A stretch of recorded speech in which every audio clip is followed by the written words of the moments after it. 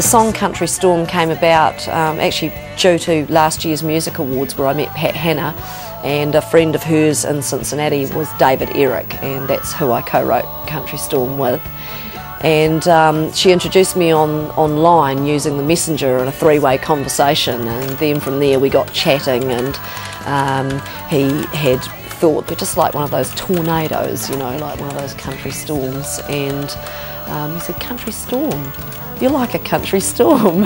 And then he said, "Just hang on there for a minute, I'll just go in my studio and I'll send you an MP3, and he sent me this MP3 and said, "How about you write some words over it?" And from there, once we got the song finalised, he suggested Chip Martin as a producer, who's a gold record creditor producer in Nashville, quite a well-known one. And so he began working on the backing track. It's time to see my lightning flash, hear my thunder roar, the dark clouds fall. Artist Launch seemed like a really good online music distributor, and I started to build a relationship with them. They involved me in their syndicated radio show, which goes out to radio stations all over the world every week, and I began to host the odd show from New Zealand. Hello everyone, welcome once again to the Artist Launch Hour. This week we have a real treat for you. We have a couple of guest hosts. I'm Ali Cook, and I'm joined by co-host and fellow ArtistLaunch.com artist, Mr. Harmony Aquarian. At the same time as I became involved in them, I formed a company called Southern Cyber Music. The idea of Southern Cyber Music was to help South Island artists. They can still have their own label, but it's more like a portal that represents them and helps to get their music out there. So we've got the likes of Kylie Harris, who of course is based in Nashville, country artist. Pat Hanna, there's Harmony Aquarian, who's based up in Nelson, Equus. There's Sparky's Cosmic Journey.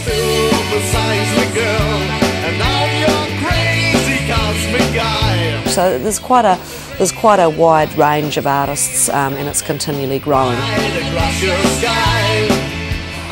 And they also had begun to have Artist Launch live showcases around the world, and seeing as I was deciding to travel, they said, well, let's organise a London concert and let's organise a concert in Detroit, which is where Artist Launch is actually based. The standard of the artists was just brilliant, and they'd learnt all of my stuff.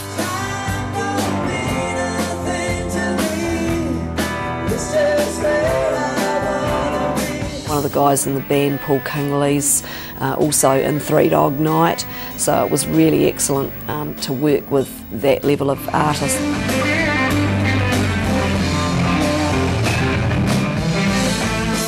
From Detroit I headed off to Nashville, sort of lost my guitar on the way, but we soon sorted that out. I arrived and did a television show the day that I arrived for Smart Country TV. From Nashville, Tennessee, welcome to Smart Country. We had a lot of fun doing that with a couple of puppets by the name of Roscoe and Sir Charles Winston III. See, I can talk in your language and I can talk in your language as well, and you can both understand me at the same time. Does that make them happy? And then prepared and went into the studio with Chip Martin to begin recording Country Storm. Yeah, I think the second to last one was the better one. So which one do you think, Chip? Of the two we like. The phrase you just sang? Yeah. The one that you like. You like that one? Yeah, just, you know, it sounds a little bit more energetic. Yes. Chip Martin is just a great instrumentalist. Although he got a live drummer in, he basically played a lot of the instrumentation himself. Harmony came down and played some mandolin on the track. It was quite a lovely little piece that's in the middle of it that just really made it. At the completion of 2 days, we had a little rest and walked away from it just to have a little break and get some fresh airs on it, and I really felt that the song just needed a little bit of punch. I sort of built up quite a bit of respect for Paul from Three Dog Night, and I emailed Paul and said, look, can I send you the MP3? He put it on his GarageBand after a Three Dog Night gig one night, came back to the hotel, recorded it, sent the MP3 back to me with him scatting over the end of the song, and it just gave me sort of inspiration and some ideas. I went back into the studio with Chip and just, you know, nailed the thing to the wall.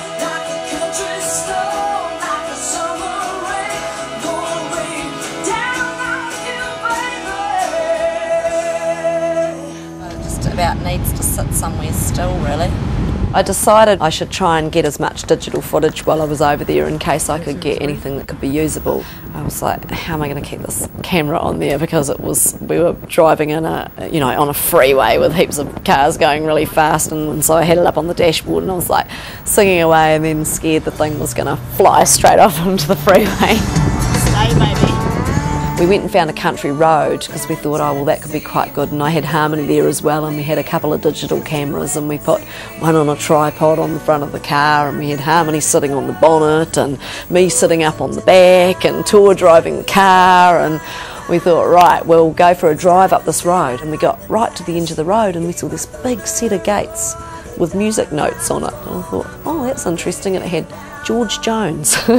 George Jones is quite famous in country circles. My friend George Pressman, he's the uncle to Brett Ratner, who's a Hollywood director.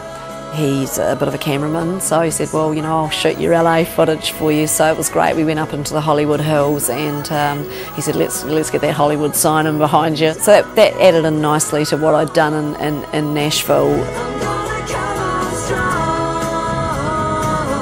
Brett Ratner had put out a book called The Photo Booth about 3 years ago, and the book's got Michael Jackson in it, it's got Chelsea Clinton in it, it's got anybody who's anybody in it, and all without makeup on, all pulling stupid faces. So I got the privilege to sit in the photo booth and get a couple of photo strips done, which was a bit of fun.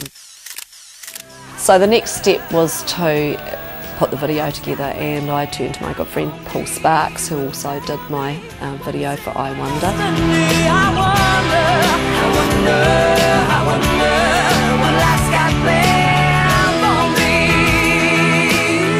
He decided that there was this really good barn in West Melton, and it was about 100 years old and filled with hay, he said, and really derelict looking, and this is the great place to film it. And I saw the 100-year-old barn, and pulled up into the driveway, and it looked like a movie set. It looked like someone had actually, built the thing especially for it, and just a great place to make a video. So they just lived down the During the day, we just had so much fun. We had some extras there, Dean. That was quite hilarious. I just kicked down. See that? I'm a proper actor. See how I went? We had a lot of fun in the car, driving up and down the road. He said, let's do one of those, in the hay shots. And I thought, oh, that's okay, it's just the makeup artist and it's just the director. And then the next thing, the farmer turned up and the farmer's wife turned up, and then the son turned up on the motorbike with the sheep trailer on the back, and all the extras turned up, and the next thing I'm lying around in the hay, in front of everybody. But anyway, I coped.